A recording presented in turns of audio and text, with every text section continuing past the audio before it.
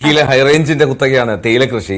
നമ്മൾ ഈ ഹൈറേഞ്ചിലേക്ക് ഉയരം കൂടുന്തോറും ചായയുടെ സ്വാദ് കൂടുമെന്ന് പരസ്യവാചകമുണ്ട്. അപ്പോ ആ കൃഷി ലോ റേഞ്ചിലും വിളയിക്കും എന്നതിന് ഉത്തരം നൽകിയിരിക്കുകയാണ് ഒരു കർഷകൻ. തൊടുപുഴയ്ക്കടുത്ത് ഉപ്പുകുന്ന് സ്വദേശി ദിവാകരനാണ് ഏക്കർ കണക്കിന് തേയില കൃഷി അത് വിജയകരമായി നടത്തിയത്. പക്ഷേ ഈ തേയില കർഷകർക്ക് അർഹമായിട്ടുള്ള ആനുകൂല്യം ലഭിക്കുന്നില്ല എന്നുള്ള പരാതി കർഷകരുണ്ട്. ലോ റേഞ്ച് പ്രദേശമായ ഉപ്പുകുന്നിൽ 3 പതിറ്റാണ്ടായി ദിവാകരൻ തേയില കൃഷി തുടങ്ങിയിട്ട്. തേയില കൃഷി തുടങ്ങാൻ ടീ ബോർഡ് വണ്ടിപ്പെരിയാറിൽ സംഘടിപ്പിച്ച ക്ലാസിൽ പങ്കെടുത്തതിനു പിന്നാലെയാണ് ദിവാകരൻ തന്റെ 2.5 ഏക്കർ സ്ഥലത്ത് തേയില നട്ടത്. സമുദ്രനിരപ്പിൽ നിന്നും 3000 അടി ഉയരത്തിലാണ് സാധാരണ തേയില കൃഷി ചെയ്യാറ്. എന്നാൽ 1900 അടി ഉയരത്തിലുള്ള തന്റെ സ്ഥലത്തും ഇദ്ദേഹം തേയില നട്ടുപിടിപ്പിക്കുകയായിരുന്നു.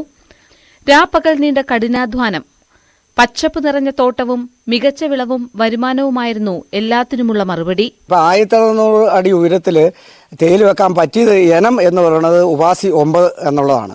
അത് മനസ്സിലാക്കിക്കൊണ്ട് ഞാൻ തമിഴ്നാട്ടിൽ കൂനൂർ എന്ന സ്ഥലത്തു നിന്നും അന്വേഷണത്തിൽ അവിടെ തൈ ഉണ്ടെന്നറിഞ്ഞ ശേഷം അവിടുന്ന് ഒരു 11,000 തൈ ഇവിടെ കൊണ്ട് നടുക എന്നൊക്കെ പറഞ്ഞു കഴിഞ്ഞാൽ വളരെ, കാരണം ഇത്രയും കുഴിയെടുക്കണം, അത് നടണം, അതിൻ്റെതായുള്ള മറ്റുള്ള ശുശ്രൂഷകൾ ചെയ്യണം. ആ ശുശ്രൂഷ ചെയ്യാന്ന് പറഞ്ഞാൽ ഏറ്റവും കൂടുതൽ കഷ്ടപ്പാട് നമുക്ക്.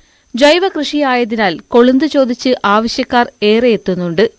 എന്നാൽ വർഷങ്ങൾക്ക് മുൻപ് കിട്ടിയ അതേ വില തന്നെയാണ് ഇപ്പോഴും ലഭിക്കുന്നതെന്ന പരാതിയും ഈ കർഷകനുണ്ട്. 10-25 വർഷം മുമ്പ് കിട്ടുന്ന വില 12 രൂപ 14 രൂപ കഷ്ടിച്ച് കിട്ടുകയാണെങ്കിലും 26 വർഷം ആയിട്ട് ഇപ്പോഴും 15 രൂപ, ചിലപ്പോൾ 20 രൂപ ഒരു കിലോയ്ക്ക് കിട്ടുള്ളൂ.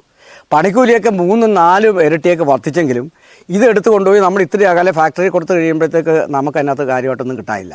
പ്രായാധിക്യവും ആരോഗ്യ പ്രശ്നങ്ങളും ഉള്ളതുകൊണ്ട് ദിവാകരൻ ഇപ്പോൾ തേയില പൊടിയാക്കുന്നതിന് പകരം പച്ചക്കൊളുന്ത് പുറത്തു കൊടുക്കുകയാണ് ചെയ്യുന്നത്.